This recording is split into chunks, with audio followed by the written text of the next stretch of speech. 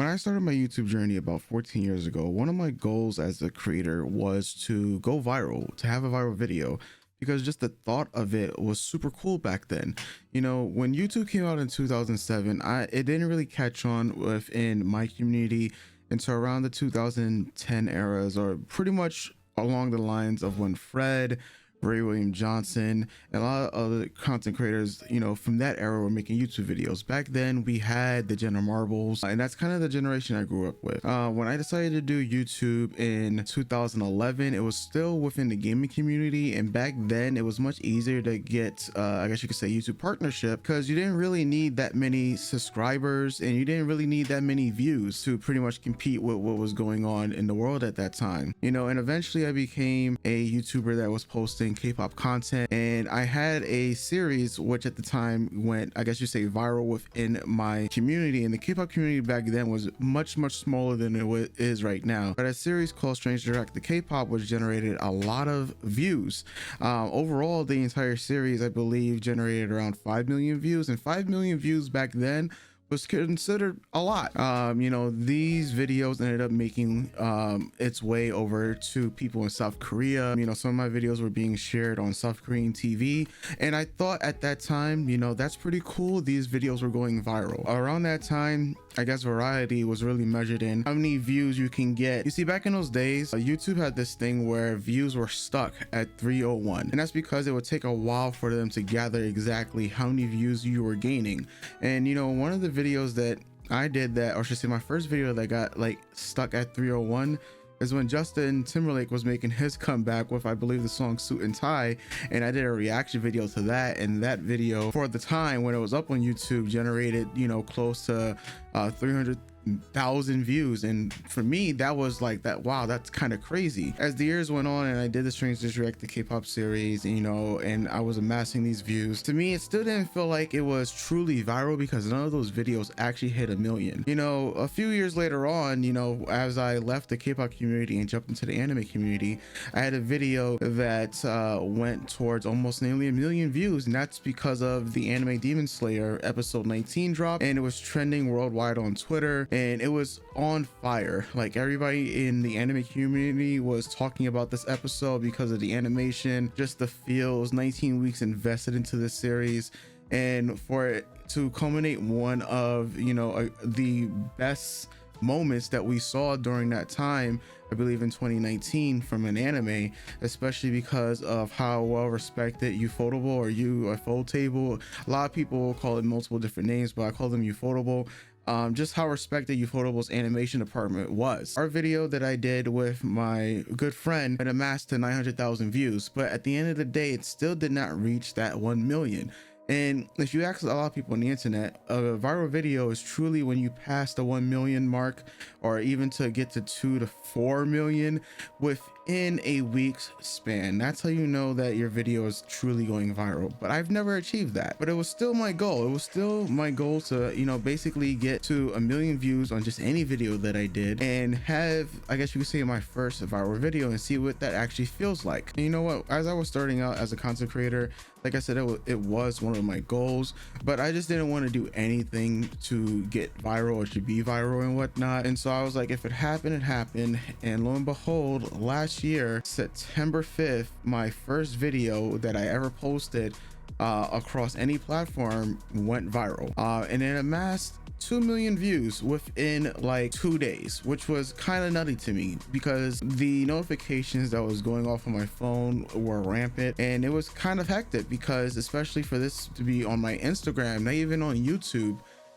you know, it was just a new experience, you know, just seeing a lot of people just constantly sharing the video, you know, sharing it to their stories, tagging other people to check the video out. And it's, lo and behold, it was from a reaction video, one that I did to a sketch of a Dragon Ball Z character in Goku that was, for lack of a better term, highly suspicious because of the drawing. But we're not going to get into the full details behind that video, but you know, that was my first time experience, I guess you could say, a minor flurry of virality. because and up until that point I never had a video that reached past 1 million views. But I said, well, if this can go viral, then maybe this will happen again sometime. And lo and behold, 2 weeks later on Instagram, once again I had another video that went viral. However, this time it was even crazier, because this time this video went towards 5 million views, and this video also promoted at least 6,000 people to follow me, and a lot more people are sharing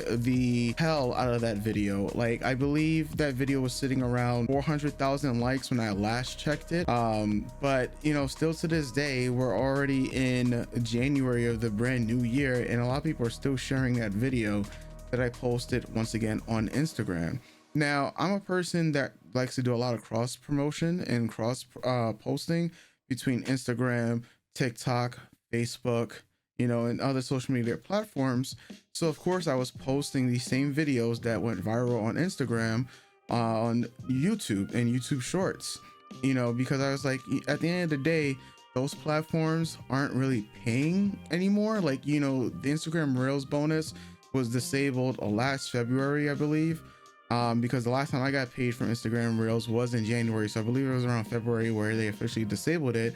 But if you're going to be making short form content and want to get paid from your short form content, you really only have YouTube, TikTok if you're in the creator, or should I say the TikTok creativity program, or even Facebook if you have a fan page that has at least, I believe, 5,000 followers. That's how you'll be able to monetize those short form content. So as I reposted that same video that did amass 5 million views to my YouTube account, it finally happened. I finally had my first video that generated over 1 million views on YouTube, and it happened to be the same exact video that went viral on Instagram. And I was just so happy, because at that point in time, it's the first video that I ever had that broke 1 million views. The comments were mainly positive, even though the content I did was kind of shocking, and it was a reaction video once again that went viral. But I underestimated exactly how viral a video could be, especially on YouTube. There are a lot of content creators out there who have videos that have made it past the 1 million mark just in one video. There are a lot of content creators that had a video that made it past 5 million. Hell, there's a lot of people who have had videos past 10 million, you know, just through their own merits. But this particular YouTube short of mine exploded in ways I never thought was possible with the platform. Today is January 4th, and that one YouTube short that I uploaded in October, I believe, is now sitting at approximately 45 million views. And it still blows my mind to this day that 60,000 people subscribed to my YouTube channel from that video itself. Now, for those of you who are wondering how much money was actually made from this viral short, I'm going to be completely transparent with you. $2,000. $2,000 was made from this viral short, and it's because it was within the anime niche. You know, maybe it wasn't the most profitable it could have been, because if you were to tell anybody that does long form content that, hey, I had a video that reached 45 million views, I'm pretty sure a lot of, especially the YouTube gurus out there, would know that video would have made thousands upon thousands. And you know, my goal to be financially free, well, that would have heavily contributed towards my goal, because let's just go off the fact that if it was 45 million views for long form videos, we're looking at, you know, 5 figures at the least. And that's with just a $3 RPM, you know. And a lot of these terms I'm talking about, especially for those of you who have been following, you know, this daily, you know, journal that I'm doing, are going to be fleshed out in other videos. However, just talking about the variety of these videos and what it's done for me, it's added a lot more pressure that I was absolutely not expecting.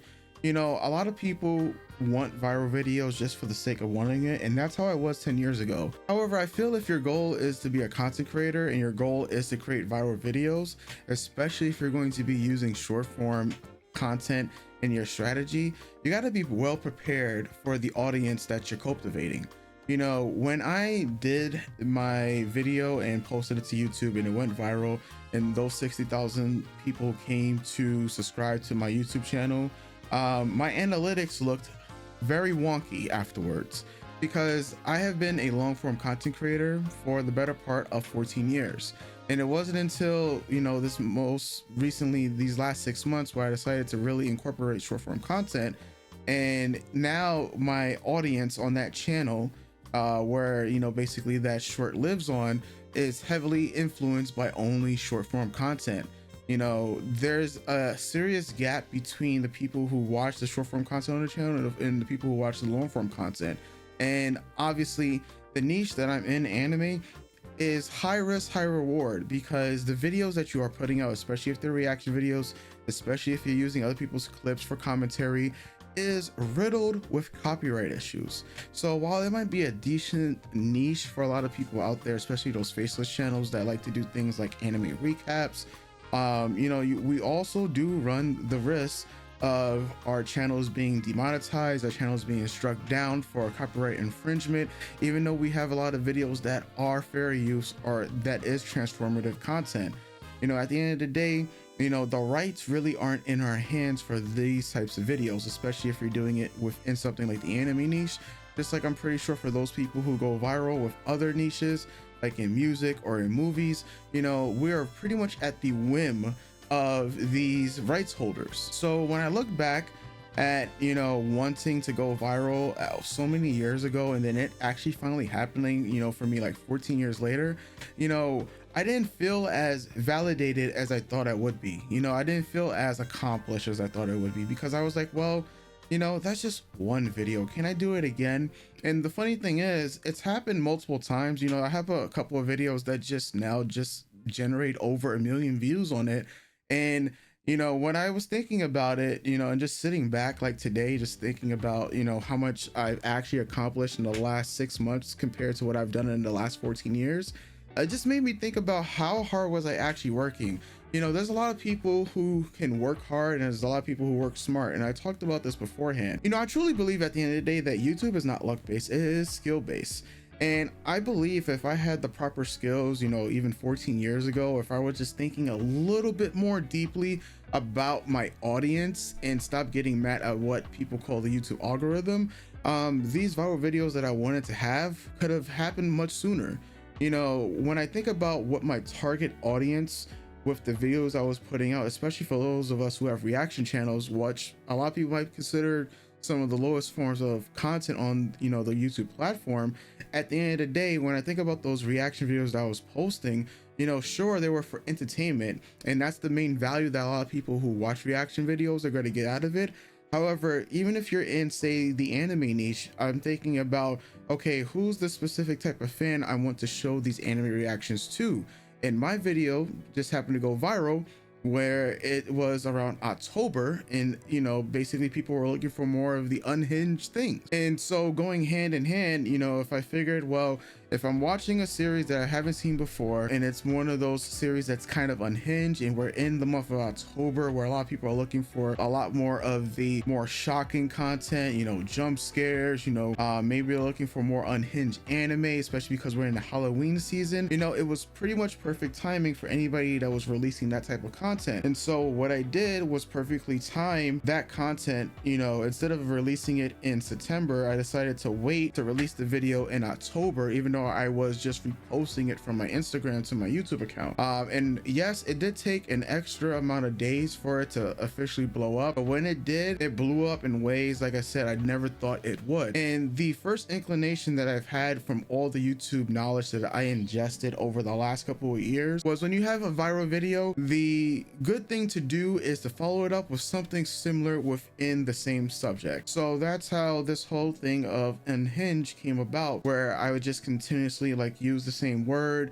My channel, I looked at Google Trends, was really synonymous with unhinged at the time, and unhinged anime was receiving so much traction and so much attention on Google Analytics at the time. So that's legitimately what I just kept putting out there. A lot of the reactions, and a lot of those videos continue to get traction over and over and over. It got shared over and over and over. So it might be something good, I guess you could say, within the the movie community, the music community, obviously in the anime community, or even in a gaming community, you know, like say around the September, October time, where you can time your content to basically get the target audience that you're looking for. Why I say I wasn't truly prepared for it is because the original like 30,000 subscribers that were on that channel, which were made from long form viewers, you know, they kind of got lost in the shuffle. And now a whole 100,000 subscribers since that video has came out are all from short form content. So the attention span on my channel has completely shifted from people who were originally there to watch long form video to now people who are primarily there for the short form content. You know, when you're making content for a specific group of people, you're a specific group,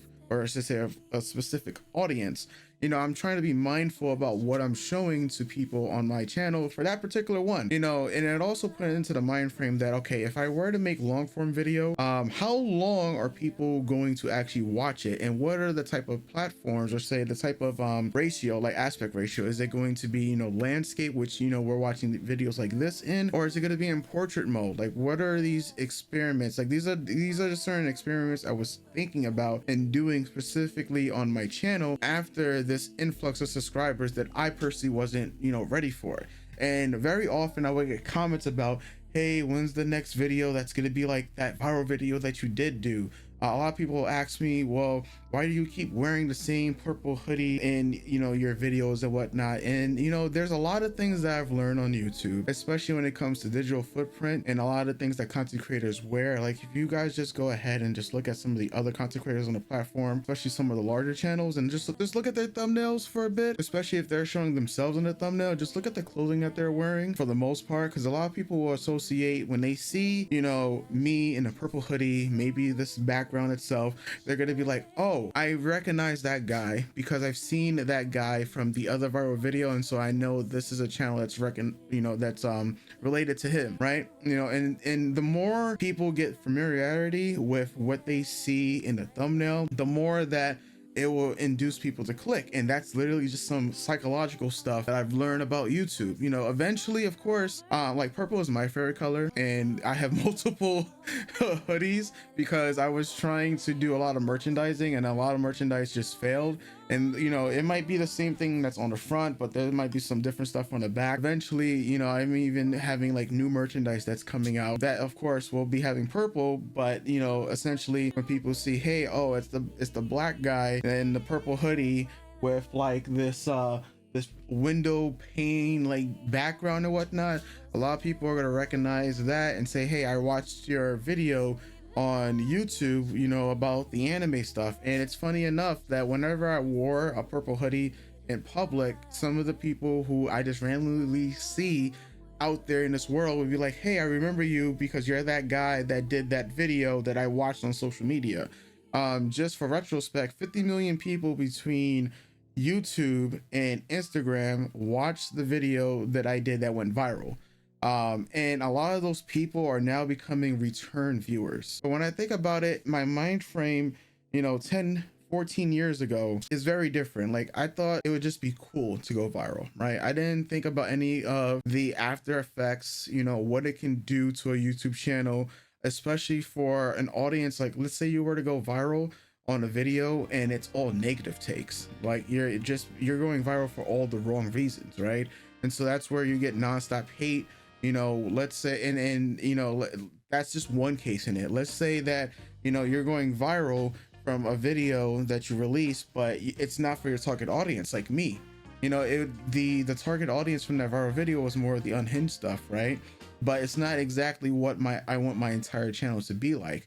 So that's like a constant struggle. So I was hoping that I would still hit the target audience in anime fans, but at the same time, you know, maybe it wasn't the exact niche that I was looking forward to with when these people subscribe to that YouTube channel of mine. So when I think about this and I reflect on what are some of the, you know, ways that I'm looking at viral content, especially for this year, if any video of mine goes viral, I'm thinking about what is the exact audience that I hope to cultivate, you know, from that. Is the audience that subscribes to my channel from whatever clip goes viral, are they going to agree with the other content that I put out there? You know, and that's why I'm being a little bit more conscious of the content I'm putting out there, especially the clips and short form content that I'm putting out there. because I want to make sure that it's hitting the right target audience, you know, especially when I share these clips on the specific social medias that I am targeting. You know, this year I'm getting much better at analyzing the data, what I've seen on YouTube, and also analyzing a lot of the other content creators that out there that have spoken about their experiences with YouTube. And I'm just looking forward to just applying those things itself. You know, this year, you know, it's cool if a video goes viral. It's no longer my goal anymore, you know, especially because it's now happened and I've seen the effects for me personally about what it did. And it's not even that it's an ego boost. It's that, okay, cool, that's happened, but can I do it again? Can I do it again? Can I do it again?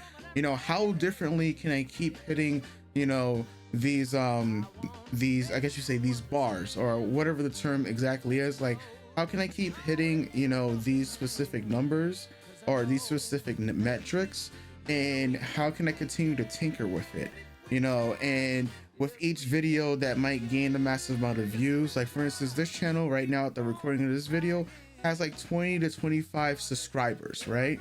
You know, and what is the value that I'm giving from each of these videos that I'm talking about? Like, how can I continue to tinker with things so that, you know, it will hit the correct metrics for the YouTube algorithm, and in turn hit the correct metrics for the audience that I'm looking for. You know, because the audience for this channel is just for people that, you know, want to see somebody grow their channel from the beginning, right? Or just see somebody's journey towards achieving financial freedom. And maybe it might be something a little bit more inspiring for them, because a lot of this stuff and a lot of content I'm cultivating is about self-improvement. You know, that's what my videos for this channel are. Every day, how can I improve 1% better? You know, there's another YouTuber called Ruri Ohama, I believe that's her name, who has this thing called like the Kaizen method, and is basically improving, you know, every single day 1%. Now, that's been a model that I've always had. I didn't know it was like the Kaizen method, but that's essentially what these videos and what the reason I'm putting them out there is doing for me. You know, I'm trying to get better, you know, every day 1%, and I'm trying to continue to improve my content every single day as well. So when I look at it, if the mind frame for my videos going viral moving forward, if they do happen, is to make sure that I'm hitting the right metrics for the correct audience that I'm looking to cultivate. Because at the end of the day, you know, as a YouTuber, what you hope to create is first an audience and then a community. And yes, while it would be cool, it is still a ways away for me, and I acknowledge that. But at the end of the day, I'm here to continue to have fun. I'm here because I feel like these videos I'm putting out are, you know, just therapeutic for me, and maybe it is therapeutic for other people listening. So we'll see what happens tomorrow, where I actually break down the full week that I've had in content creating, because Lord have mercy, I feel like sometimes I'm pulling my hair out.